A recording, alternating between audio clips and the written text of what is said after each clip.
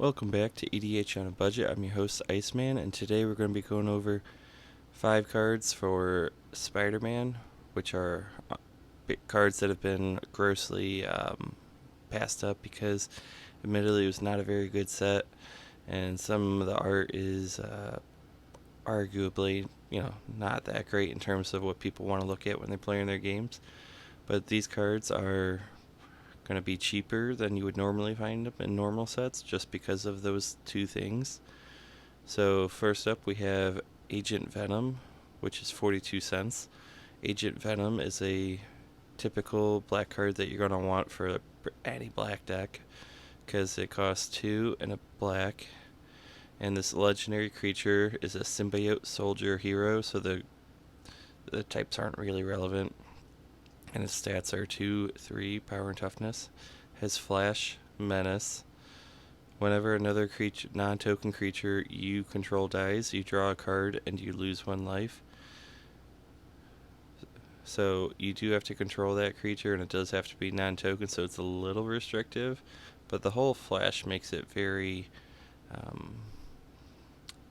almost sneaky. You can cast this in response to somebody else's board wipe, or you can cast this and then you can board wipe. Whatever, you're gonna get your value out of it.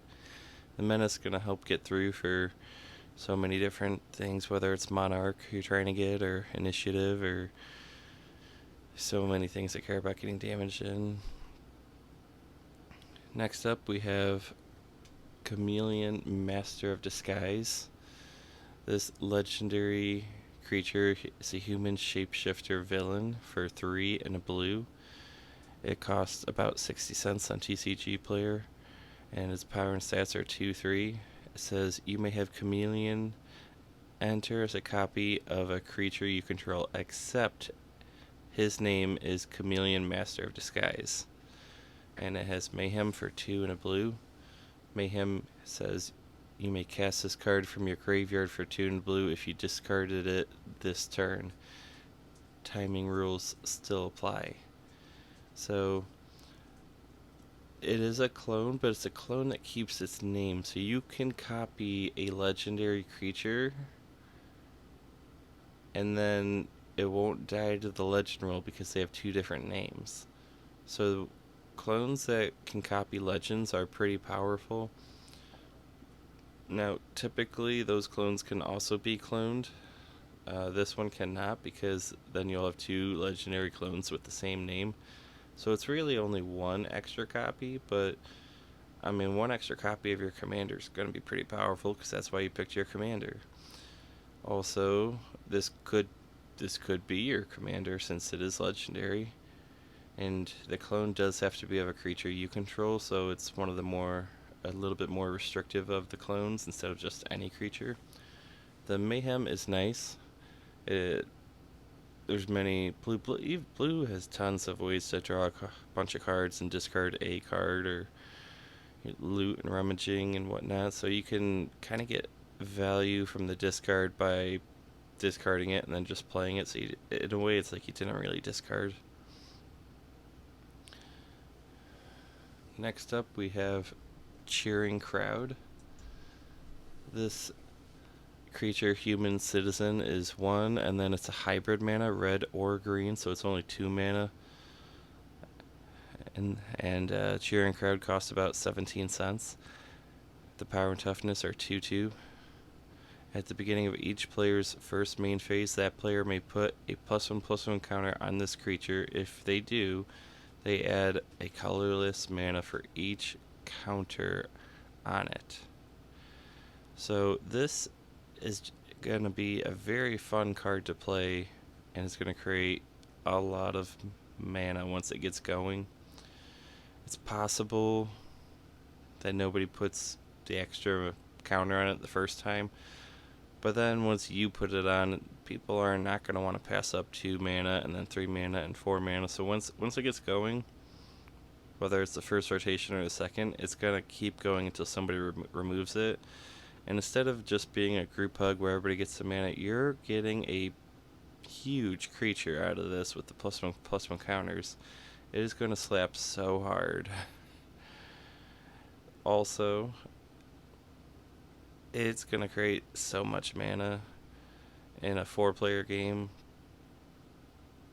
Now, the only restriction is it is colorless mana, so if you're a very pip heavy deck and low to the ground 1-drops, it's not gonna do a lot of work for you, admittedly.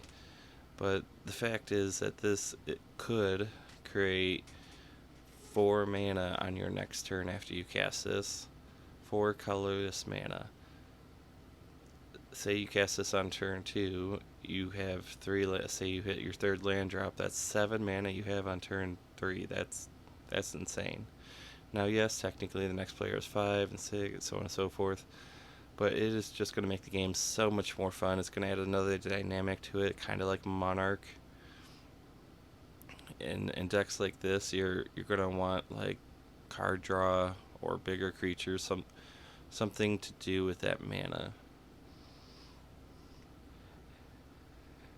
And I just love this. Starts off as a 2/2, and it's like, oh, nobody's like, oh, that's not a threat.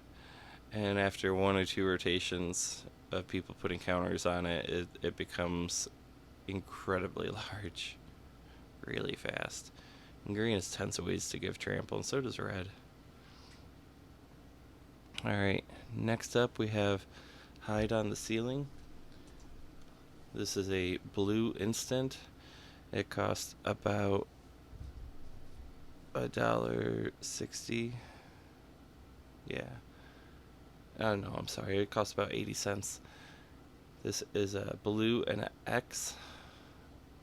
Exile X target artifacts and or creatures. Return the exiled cards to the battlefield under their owner's control at the beginning of the next end step. So this is a very flexible card. It's a kind of a delayed blink or flicker. To be honest, I've never known the difference between the two. Maybe somebody can tell me in the comments. I'd appreciate that. So you get extra ETBs from this, which is nice, but it's also a great form of protection. This is basically phasing before phasing, or phasing 2.0, depending how you look at it, because phasing, they come back on your on-tap step, which is not until your turn, so they're gone for a full rotation. This comes back at the end of the turn, so you'll still have your blockers. What's also nice is if your creatures were tapped, they're coming back in untapped, so you will have blockers again. Also, this does exile artifacts, so the fact is you can exile your mana rocks that tap for more than 1 mana, and you're going to net mana by them coming back in untapped if they come in untapped. If there is a board wipe and you cast this in response, your stuff is going to survive and it's coming back at the end of the end step, so that's fantastic. It's also worded great for you because it says return the exiled cards to the battlefield under their owner's control. So if somebody stole your commander or stole your stuff and your stuff's on their field, when you exile that, because you can pick your opponent's stuff, it's coming back under your control because you're the owner. So it's a way to get those cards back in those scenarios, which is always nice. You don't really want to be staring at your commander with no way to get it back, or staring at your other cards like that. This is great for so many reasons. The X spell keeps it flexible. You can use this to get rid of your opponent's blockers, keep them shields down. It's at instant speed, so you can do this on somebody else's turn, or on their turn, so they don't, during their end step, they won't have any blockers for the full rotation. Then you can do it during their attack step if they're attacking you to get rid of those blockers, so it can be almost like a fog in that aspect. It is a fantastic card, and you should really give it a shot. Next up, we have Maximum Carnage. Maximum Carnage costs about 75 cents. This card is 4 and a red. It's a Saga enchantment. It says until you're for the first lore counter, until your next turn, each creature attacks each combat if able, and attacks a player other than you if able. So, key things to note on this first one is you typically do not want to play this on your first main phase because then your creatures have to attack. But if you play it on your second main phase, you don't have a combat phase that turn to attack, so it's not going to affect your creatures. But everybody else has to attack, and if they cast a creature during their main phase with haste, they have to attack as well. They could get around that part by casting it during their second main phase, but regardless, they're gonna have to make unsavory attacks and probably lose creatures or deal a bunch of damage to each other. So for you, that's a win and a win. There's no downside on that part. If they want to make a deal, hey, don't block and I won't block yours, that's fine. You guys are losing a bunch of life, and that's what you want. The second lore counter is add 3 red mana. So that's pretty much going to happen. Most people are not going to waste a removal just so you don't get 3 red mana for one turn. And that 3 red mana is going to help reduce your mana investment of 5 mana. But also, if you have all your land drops, you're going to have 8 mana potentially, 9 mana. That's going to help make a big difference in your turn. Red's very explosive color. So red's going to do what red's going to do, I guess. This is very typical red card. And last, the third counter is this saga deals 5 damage to each opponent. So that's not why you're going to be playing the card, but it is a nice package. It adds a nice package to it because by the third counter coming out, it's going to be later in the game. Life totals are going to be getting lower, and it's going to help it maybe knock somebody out or get it even lower. You're dealing 15 damage total if there's 3 opponents. Yeah, it's 5 to each of them, but it's still pretty good. Red has tons of ways to double the damage or add damage, so it's just great all around.